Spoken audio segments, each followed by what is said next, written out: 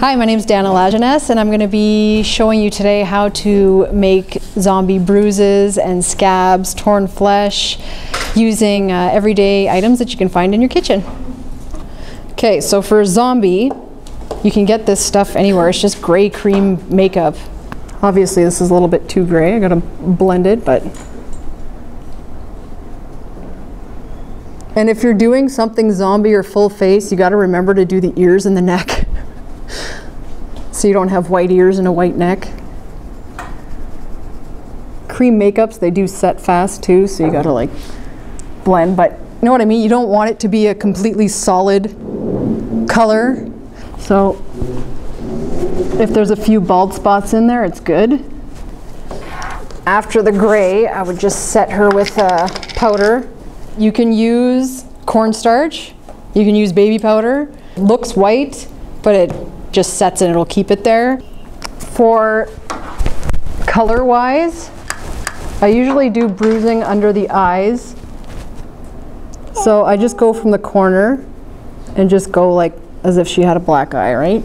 I put the black on first, and this is a red. So when you layer the colors on top of each other, they just all start going together. And if you don't have colors like this, you can't find them. You can use lipstick, blush, eyeshadow, like any of that stuff will work. This is it's a lipstick, or like it's a lip liner, really. You can do black or red, but if you do red, as soon as you put red around somebody's eyes, it looks sick, right? I go in the rim of the eye with it, like in your waterline. And like I said, you can use red or you can use black.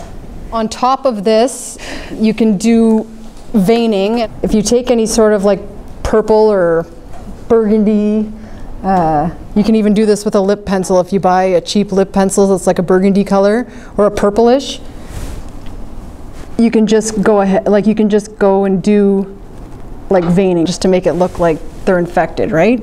It's like a branch. So even if you can't find like veining, just look up tree branches. It'll be the same idea. You don't want to go overboard with it, but it's just something else to add like an extra something to it, right? Okay, so the next thing to make scabs, all you do is take your Elmer's glue or lash glue or liquid latex, and I'm just spreading it wherever I want it to look like flesh. You just take some of the oatmeal. I usually hold my hand underneath because it gets kind of messy.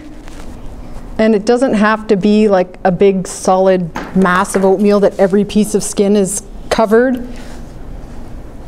Now, I'm just going to put a bit more of the glue on top. I'm just using a sponge. So I'm just dabbing the glue on there, and it's just going to set it so it doesn't flake off her face. Because there's so much on her chin, I'm just going to use a liquid black makeup. So the black is just for a base of the blood, so it'll look more realistic. So here's where you would take your seedless raspberry jam and you just smear it on top of the black.